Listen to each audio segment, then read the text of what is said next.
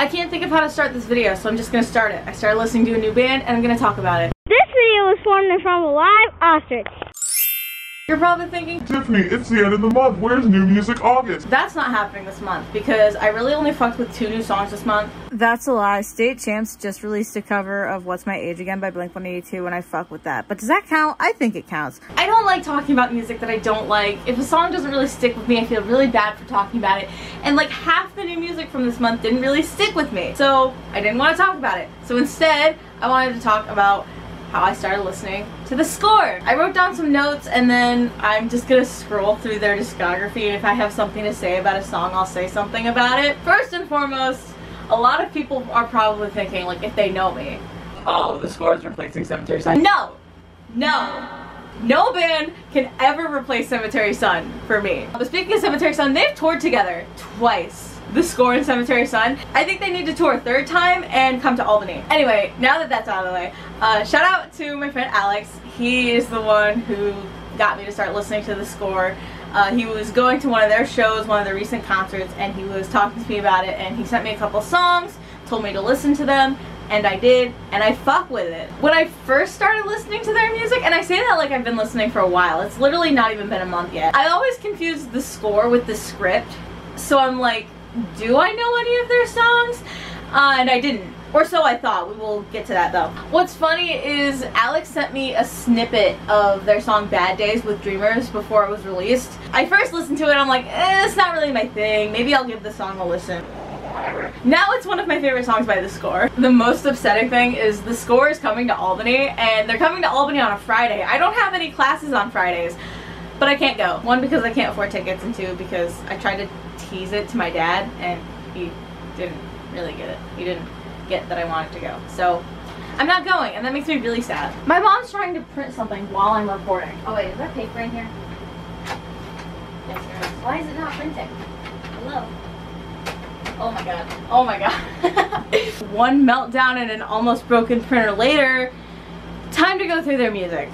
First, I will tell you the songs that Alex sent me. So these were the first songs by The Score that I listened to. Or so I thought. We'll get to that though. Never Going Back, Unstoppable, Can You Hear Me Now, Carry On, In My Blood, Fighter, Alarm, and Bad Days. And this is just a playlist called Songs Alex sent me. I remember listening to Never Going Back and Unstoppable like 20 million times before I got to the rest of the songs, because Can You Hear Me Now kind of threw me off. So then I'd like start at the beginning, listen through again. So now let's go through my playlist of The Score. I don't know if these are in chronological order or not. I'm just going in the order that I added these songs to the playlist. I don't have much to say about their album. Is it Atlas? I think that's how you pronounce it. Never Going Back was the first song I listened to. That's the thing. Oh My Love is actually the first song by The Score that I listened to, because this song was trending on Musical.ly. If you claim that you literally don't know anything by The Score, but you've heard that TikTok Musical.ly audio that's like, oh my love, let me be your fire, we're 1,000 miles up and I'm about to get higher, you're a liar, because that is a song by The Score. I remember I listened to this song, like it came on shuffle, and I'm like, holy shit, I've heard this. So then I messaged Alex, and I'm like, Alex, I've heard this song before. And he was like, really? And I'm like, yeah, it was on it was like trending on TikTok back when it was like Musical.ly. Livin' Right makes me so happy. I don't know what it is about this song, but it gives me such good energy, good vibes, and I really love it. It's probably, I would say Livin' Right is my favorite song by The Score right now. Right above Bad Days. So the only thing I really have to say about the Pressure EP is that Born for This makes me think of Alex, because he's working on that song with Josh right now. I don't really listen to this EP that much. They do have a song with Black Bear. That's a thing. I forgot to mention when I was taking my notes, they're signed to like a major record label. It's like a record label that's under UMG. I think it's Republic Records. Like, just for comparison, I looked up Republic Records to see some of the artists that are under it. Like Nicki Minaj, Ariana Grande, Drake, Taylor Swift. I didn't expect that. A couple days ago I looked up who they were signed to for a reason that I'll explain at the end of this video actually, and it shocked me. I also don't really listen to the Stay EP that much. I listen to mostly Metamorph, which is their most recent album, but I really love the song Run Like a Rebel. Oh my god, that's like a tongue twister. Run like a rebel, run like a rebel. Partially because that's my cat's name, Rebel, but it's also like very catchy. There are some songs that it's like, I could tell you right now I like this song, but if you asked me to sing it to you, I couldn't. Like Human, for example, I like that song, but I have no clue how it sounds. I'd have to listen to it. Now we get to Metamorph. I have a lot to say about this album because obviously I listen to it a lot more than the rest of their discography. Victorious is a good song, but there's like, I talked about this on my Instagram story a couple days ago, there's like this drum beat that like comes in at an offbeat or something. It just like, it happens when you're not expecting it to, and it bothers me so much because it just like throws off the rest of the song. But I still think it's a good song. I really like it. Head Up, I wasn't a fan of the chorus at first. It just kind of sounded a little funky to me, but it always gets stuck in my head. Top of the World, Pull the Cord, Good to Be Alive. I can't tell you what those songs sound like. I can't sing them to you. I listened to this album front to back like a couple days ago, and there are a few songs I like listen to on repeat. Alarm was one of the songs that Alex sent me,